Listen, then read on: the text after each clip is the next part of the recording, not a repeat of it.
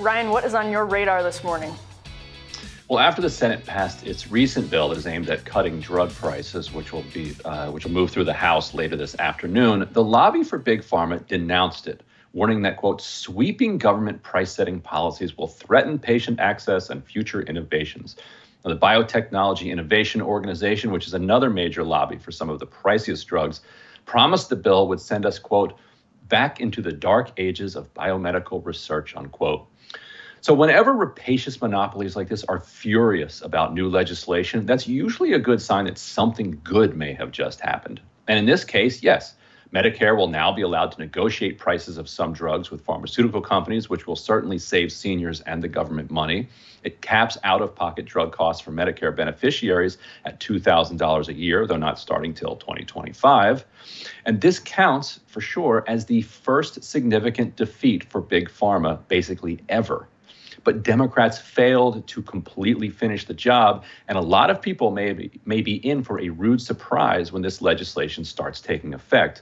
Now, that's because the parliamentarian ruled that the bill couldn't extend rebates and other price control measures outside of Medicare into the private market. Now, she didn't actually issue a, quote, ruling because she's only a staffer who offers advice to the Senate, but Senate Democrats treated it as a ruling. That meant that the Senate needed 60 votes to overturn her opinion, and only 7 Republicans sided with them, leaving them 3 votes short. So Democrats did have another option. Vice President Kamala Harris, or whoever was presiding over the Senate, could listen to the parliamentarians' advice and then make her own ruling. And that ought to be the role of the parliamentarian. She gets asked her expert opinion on parliamentary procedure, offers the history and the context and the background.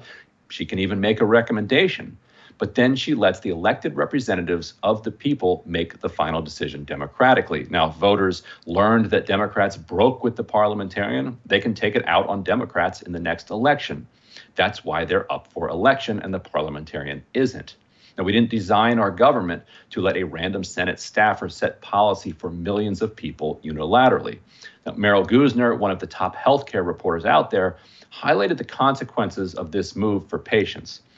He writes, but by refusing to overturn the parliamentarian's ruling that the bill couldn't extend drug price controls to the private market, which covers workers and their families under age 65, the Senate allowed drug makers to shift costs.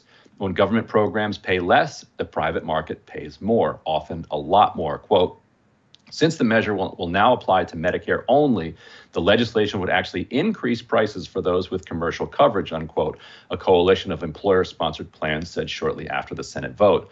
This would be, quote, above the unsustainably high prices they're already paying as costs are shifted from Medicare to employer plans. So the public has been promised lower drug prices, and lots of people are going to see their employer-sponsored plans go up in price. And you can bet that lots of employers will let their workers know that the reason they're going up is this Democratic legislation.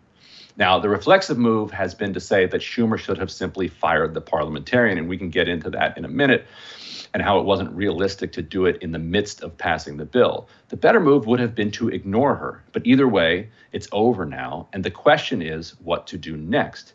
Democrats are expected to pass the reconciliation bill later today. Now, if I were Schumer, I'd call the parliamentarian in at 5 o'clock this evening and let her know that she's done. She can either resign or be fired. Then in the fall, Democrats can come back with a new reconciliation bill that fixes this and the insulin thing that she knocked out of the bill, and it also could address whatever additional mistakes are discovered in the next few weeks. And so, Emily, because Schumer started his term with an impeachment trial, which the parliamentarian oversaw and won a lot of praise internally for how she handled it, he didn't really have a chance to fire her right away like he should have.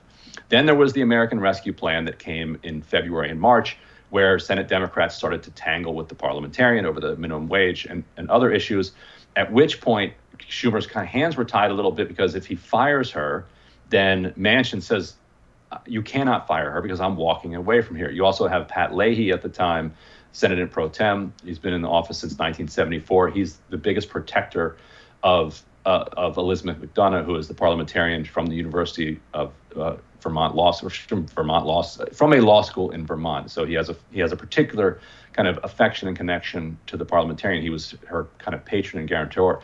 He's resigning. He's done, and in November of 1974. So all of the conditions that were set up that made it difficult to remove her, in each particular month up until now, I feel like are gone. I feel like the only reason Schumer might leave her in office is that because she, bucked McConnell in the past, and McConnell didn't fire her. You could say from a defensive perspective, well, let's leave her in case we lose the Senate, and then she'll be McConnell's problem. But I feel like that's not a good enough justification, and Democrats ought to just make their move now. How do you think Republicans would respond, and what would you do if you were Schumer at this moment? Well, I think you're right about the politics of this, because if you're able to say, and I think Schumer was probably worried about giving Republicans a talking point that, hey, Democrats are so into breaking norms. Remember Joe Biden running on bringing back normal, that they subverted the democratic process to pass their big spending legislation. And I think Schumer was probably worried about giving that talking point to Republicans. But the alternative Democratic talking point, I think, is much stronger than the Republican talking point, which is, yeah, we did this to lower drug prices. It's a very clear kitchen table benefit. Although so I agree with you on the politics of it. So parliamentarians, though, are obligated to discern when something in a reconciliation bill has policy implications or policy consequences that outweigh budgetary consequences. What's the alternative to McDonough? Are Democrats able then to find an alternative to McDonough that they sort of would be confident would just basically function as a rubber stamp in a future reconciliation bill? What you could do is you could go back to some of Reid's top legislative aides who are, as gifted in their understanding of Senate parliamentary procedure as anybody on the planet, and can write out a memo that says, here is why somebody might, and I think they should give both sides. Like a parliamentarian should say, look, here is an argument for why this could be included in reconciliation. Here's an argument for why this particular provision should not be considered as part of reconciliation. And then ultimately it's up to the elected senators to look at that and decide. So if Kamala Harris had ruled that this is in order, Republicans would have objected. They would have said, look, you're wrong. The parliamentarian, here's our reading of the parliamentarian issue at question, and then it would be a 50-vote threshold. And actually, I think in some of these, they would have won because all 50 Republicans would have, voted one way, and somebody like Sinema or Manchin would have voted with them too, either out of kind of institutional support for the parliamentarian, or out of support for whatever corporation is behind whatever particular bill is on the floor at that time. So but that is a more appropriate way from my perspective to handle this, to have a straight up or down vote on the Senate floor, because the American people, it's unbalanced, and we can complain about the makeup of the Senate, but the American people do elect the senators to the United States Senate. They don't elect the parliamentarian. So have the Senate hash it out. So I think that's how you could do it. You say, look, the role of the parliamentarian is to advise.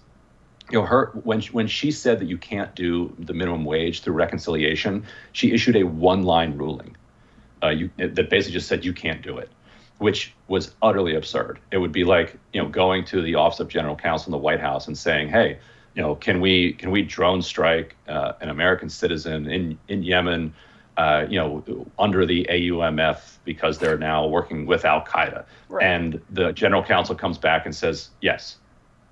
It's like, no, that's not your job. Like, you're not a judge. Your job is to tell us what are the relevant Supreme Court decisions, what are the relevant statutes, and give us kind of your analysis of this question, and then the people who are elected then make those decisions. It'll be interesting when the institutionalists of the Senate, there really isn't a younger generation of institutionalists on the left or the right, and it'll be interesting 10, 20 years from now when you don't have people that have this sort of deference and reverence for the kind of conventions that are there. Going forward, that's something to watch out for sure. Yeah, you also probably have 65 Republicans by that point, so no. it won't much matter. Anyway, looking forward though to what's on your radar. That'll be up next.